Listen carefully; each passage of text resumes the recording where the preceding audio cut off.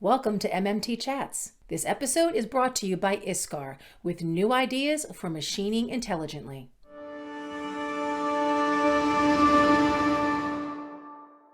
Hey MMT followers, I'm Christina Fuges with MoldMaking Technology, and my guest on today's MMT Chat is Anthony Fabbri with Westfall. Anthony is one of MoldMaking Technology's 30 under 30 honorees. So first off, congratulations, Anthony. Thank you, Christina. So I have to ask, first of all, how does this make you feel that not only being nominated, because we got a whole bunch of nominations, but then you were selected as part of our 30 under 30. So you made the list in print and socially. So how does that make you feel? It was a great feeling. I was definitely really surprised with being selected. Actually, my coworkers nominated me, so I didn't even know about it until I actually got selected, and I was actually very, very surprised and happy to be a part of it. Yeah. That's awesome. So why don't you tell us, what is your current position? What do you do every day? I'm currently a Moldmaker's Apprentice here at Westfall Technic in UP, and I'm basically right now still in the apprenticeship program. I'm going to be finishing in July, and I'm going through every department doing different tasks on a daily basis. Some of them for 3 months, some of them for 6 months, just going through every job in the whole facility, which is actually pretty cool to be able to get hands-on with everything, yeah. What's left? What have you not gotten into yet? I currently just started engineering this week, so I'm just getting into that a little bit, and then after that I'll be going over to our actual plastic molding facility, which is just down the road. And I'm going to be working as a mold tech, setting molds and learning like plastic processing and all that stuff. Awesome. It's awesome. It's like you're getting something new constantly. Yeah, exactly. It's nice. It is. All right. So why don't you, for everybody watching, why don't you give us a little snapshot of how you got to where you are? I always think it's great to have this next generation kind of promote this industry by telling us about what were you like as a kid, like what drew you to manufacturing, education, job history, and then eventually what drew you to Westfall? Okay, so my dad actually worked here for quite some time now, and he worked in the molding facility, the plastic molding facility. And after high school, I went to college for welding actually, and after that, I got a job in a welding shop, but it was like an hour away from home. I had to drive every day kind of thing. And then eventually I worked there for a couple months, and then I seen there was a welding position open here at Westfall in the UP, which used to be called Extreme Tool at the time when I started. And so I applied and I got the job here, and then shortly after doing that, they seen like potential in me, and they asked me if I wanted to be the next apprentice here at Extreme Tool at the time, now Westfall. And I said, yeah, so I've been, for the last 3.5 years, I've been going through classes online and then every different position in the facility. That's great. Let me ask you, so having that welding interest and background, was that something that Extreme or Westfall put to use right away? Yep, I actually still do. I still fill in. There's a different full-time laser welder / TIG welder here, but when he's not here or if there's a hot project and he can't get to it, I'll step in and help out with him and get the job done. Nice. All right. So far, what has been your #1 challenge on the job? Well, I think at first it was just like a big thing for me to go from the welding industry where you're measuring with tape measure on a daily basis with big tolerances, which I thought were small, but like 1/4 inch tolerances.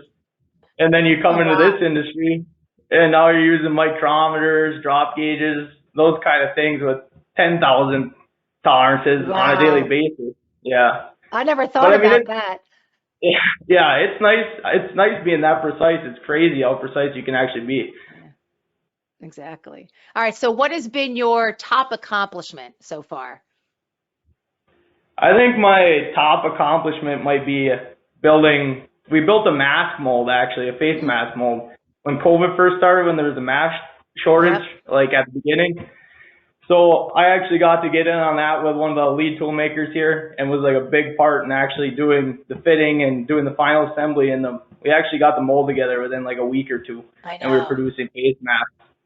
It's incredible. I know I'm repetitive when I say this, but if there was ever a great marketing opportunity for mold making, it was COVID, because I can't, all the work you guys did, like at the drop of a hat, people that weren't even in the medical field were jumping on making medical molds, making tooling or components to make ventilators, respirators, face shields, and in record times. So it's amazing what you guys could come together as an industry and really showcase, you need us, right? Like, this is what Yeah. we do.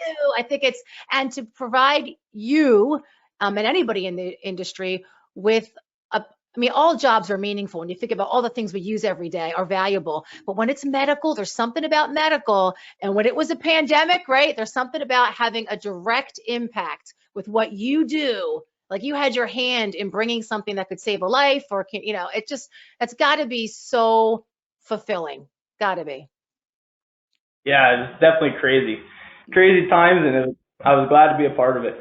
It's awesome. Okay, so entering mold making. So now I know that you have a family history of being within the plastics market, mold manufacturing. Still, you had to still have come in with some sort of preconceived notion on some aspect of the business or the shop. So was there anyone in particular that once you started working there or working within it day to day that you were like, wow, I had no idea, or it's not like that. I thought it was this way and it's actually not. As far as the person goes, are you saying? Yeah. Actually, my I got Jake Zielinski. He was nominated back before, actually. So my brother was really good friends with him. He's 4 years older than me, and I work with Jake still, and he was probably one of the ones that actually kind of pushed me to get into the apprenticeship, and has helped me a lot in it.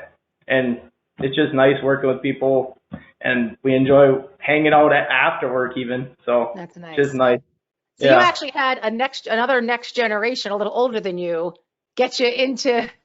He was helping to promote, which is what has to happen, right? Yeah. That's pretty cool. Was there anything about the actual job that you're surprised by, that you didn't think was going to be the way it actually is? I guess I was not knowing much about the industry. I was just surprised. Sometimes you got to work long hours to get things done that are pressing times, things like that. And then just again, with all the precision of everything, is just crazy to me how precise every component is to make a good part at the end. Yeah, that's true. That's a good one. I haven't had somebody say that, but that is so true. I take that for granted, I guess, covering it all the time, that people know that, and you don't know that. So what has been the most interesting technology that you've been able either to use or that you've just seen, and why? Why is it so interesting? Just recently, actually, we got into a lot of kind of 3D printing, but we don't have one, but from outsourced components. Yep. And recently we had a job that had like very complex water channels inside of it, and things that would like be basically impossible to machine. And we sent it out, and they 3D printed it out and turned like out amazing, and haven't had one issue with it. It's crazy how much that's advanced. Is that something that somebody like you can be like internally? We need one of those machines so we can do this Maybe not this early in my career, but maybe one day. Yeah, I was just talking to before this call, another 30 under 30. That's his job. Like, he got hired by a shop, and he is their additive manufacturing specialist. And it's exciting to see, because that technology it's not new, but to this sect of manufacturing, it's really starting to make some inroads where people are really starting to see its value. And I think the younger generation can help get this more seasoned generation to get excited about it and employ it on some level. So that's good to hear. It doesn't surprise me. Yeah. What can you talk about a specific, outside of the COVID related projects, unless that is your answer? Is there another type of project that you've worked on that has been interesting, whether because of its complexity, the end product, anything like that? And describe what your role was with that project. Oh, we actually made a mold for like a detergent cup.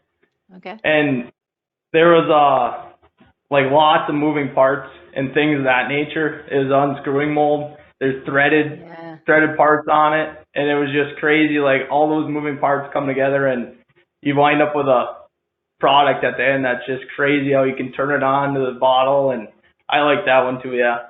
That's cool. That's cool. All right, let's segue to workforce development. So that's a big hot topic nowadays. So is the word mentoring. And I know, I'm pretty certain Extreme was on top of trying to develop that kind of a culture where there is mentoring going on within the workforce development. What is your, how do you define mentoring?